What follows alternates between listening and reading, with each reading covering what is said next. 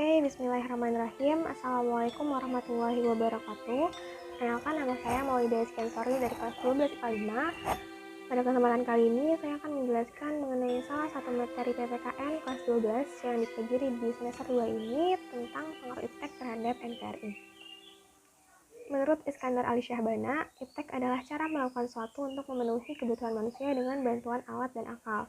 Ilmu pengetahuan dan teknologi merupakan unsur kemajuan peradaban manusia yang sangat penting. Oleh karena itu, kemampuan iptek nasional harus perlu terus dikembangkan. Perkembangan iptek di dunia sebelum abad ke-20, mulai dikenalnya sistem pertanian di Mesopotamia, kemudian dikembangkannya mesin cetak Gutenberg oleh Johannes Gutenberg, dan ketiga ada revolusi industri sebagai pertanda akhirnya perkembangan iptek di dunia sebelum abad ke-20. Kemudian untuk abad ke-20 hingga seterusnya mulai dikenal transistor yang melahirkan era digital, kemudian serat optik sebagai penghantar sinyal, lalu mulailah dikenalnya komputer dan internet hingga saat ini.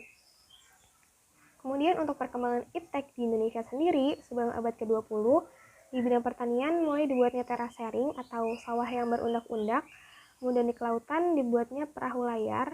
Salah satu perahunya itu namanya perahu pinisi. Lalu yang ketiga, di bidang busana, Indonesia mulai mengenal teknologi membatik dan menenun yang di kemudian hari menjadi salah satu ciri khas dari Indonesia.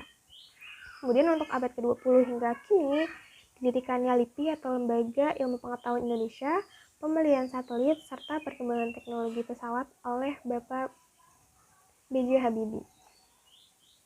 Kemudian perkembangan iptek di berbagai aspek. Yang pertama dari aspek ekonomi. Untuk sisi positifnya, terjadinya industrialisasi di berbagai wilayah yang memiliki sumber daya alam sehingga menciptakan lapangan kerja bagi masyarakat sekitar wilayah tersebut. Untuk sisi negatifnya, terjadinya pengangguran bagi tenaga kerja yang tidak mempunyai kualifikasi atau standar yang sesuai dengan yang dibutuhkan oleh tempat kerja tersebut. Lalu untuk aspek sosial budaya, sisi positifnya yaitu hubungan sosial antar masyarakat yang berbeda dapat berlangsung di mana saja dan kapan saja. Mungkin yang dulu hanya bisa menggunakan surat dan mau nggak mau harus dikirimkan ke kantor pos, tapi kini hanya dengan gadget kita bisa melakukan interaksi di mana saja dan kapan saja. Untuk sisi negatifnya, masyarakat cenderung bersifat individualis dan memudarkan nilai-nilai asli bangsa. Kemudian untuk aspek politik, sisi positifnya, calon pejabat atau anggota dewan dapat menggunakan medsos di internet untuk berkampanye dengan biaya yang relatif murah. Dibandingkan dengan bertemu langsung, mungkin mereka memerlukan biaya transport atau biaya untuk kalau memberikan sesuatu kepada masyarakat untuk mencari suara. Lalu untuk sisi negatifnya dapat terjadi perpecahan di masyarakat akibat fanatisme ketika mendukung salah satu calon. Mungkin di sini itu di kolom komentar yang merendahkan pihak lain, lalu pendukung pihak tersebut nggak terima. Nah, mulailah tuh cekcok gitu ya di kolom komentar tersebut. Lalu untuk pendidikan, untuk sisi positif munculnya metode-metode pembelajaran baru yang memudahkan siswa serta guru dalam proses pembelajaran. Seperti saat ini di era pandemi, mau nggak mau kita harus memanfaatkan teknologi yang ada.